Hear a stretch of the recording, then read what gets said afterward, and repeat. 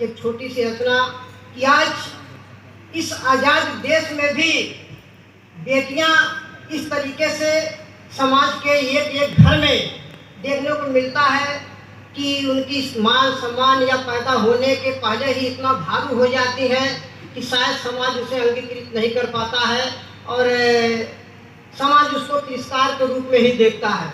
मैंने कुछ भावनाएं विचार इस कविता में लिखा है, यदि आदेश हो आपका तो मैं प्रस्तुत करूं। दिल जो भी कहेगा हम वो ही करेगा, इस दुनिया में एक बेचारा दिल ही तो है। बहुत बहुत धन्यवाद। चलिए तब प्रस्तुत है कि कविता का शीर्षक है मन की मार। बेटी पर आधारित कविता है। एक बेटी अपने मन की व्यथा को किस तरीके से प्रस्तुत कर रही है लोगों में, समाज में, हर एक लोगों के बीच कह रही है कि बन अभिशाप जगत में बेटी, बन अभिशाप जगत में बेटी, मैं छिपकर क्यों जीवन जीती, किसे सुनाऊं कौन सुनेगा, किससे दिल की बात कहूँ मैं, कब तक मन की मार सहूँ मैं, कब तक मन की मार सहूँ मैं।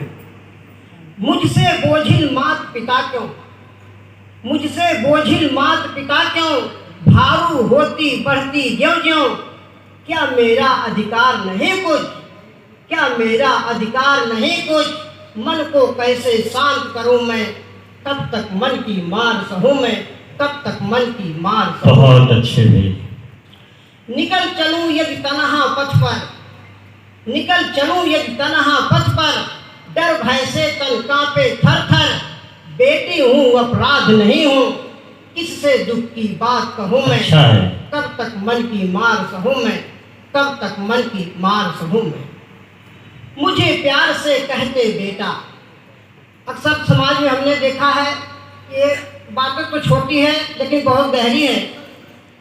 अक्सर पिता बेटी को बेटा के संज्ञा से तो पुकारते हैं कि बेटा इधर आओ, बेटी को भी बेटा कह के पुकारते हैं बेटा इधर आओ, लेकिन कभी नहीं हमने सुना कि बेटे को कोई बेटी कह के बुलाया। इसका यह तात्पर्य है कि बेटी का वो सम्मान नहीं दिया जाता है जो बेटे का हो रहा है।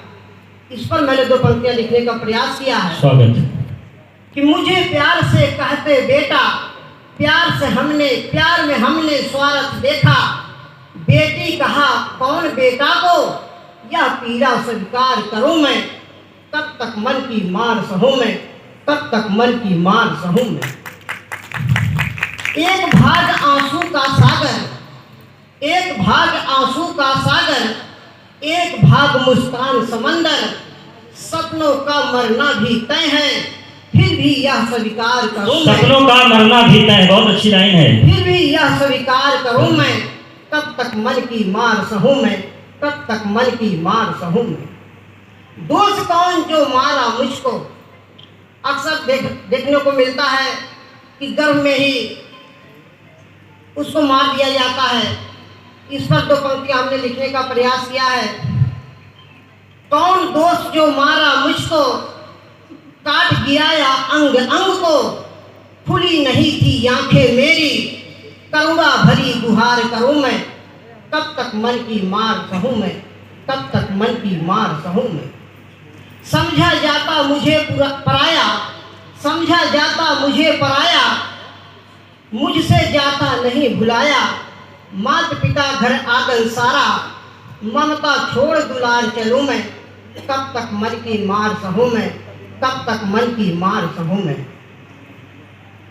इसी पंक्तियों के साथ मैं आपको थोड़ा सा बताना चाहूँगा कि मेरी दो पुस्तकें भी निकल चुकी हैं। क्या बात है, इसके लिए तालियां हो जाएं भाई, वाह वाह। आप सबके आशीर्वाद से मेरी एक पुस्तक मधुरिमा नाम से प्रकाशित हो चुकी है और दूसरी भी परसों 15 अगस्त तक आ जाएगी, दो पल जीवन के। बहुत बहुत मुबारकबाद।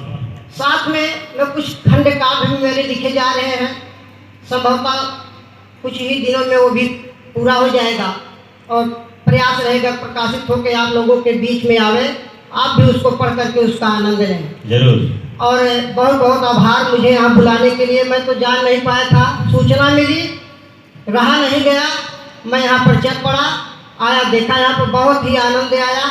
मैं लगभग 2:30 बजे से आया हूँ और आशा है मैं 6 बजे ही जाऊंगा, जब तक पूरा नहीं हो पाएगा। बहुत ही आनंद आ रहा आप लोगों के बीच में आके सुन के।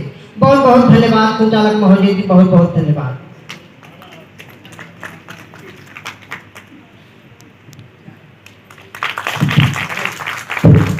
सरल नहीं है कविता लिखना, पूछो हम फनकारों से।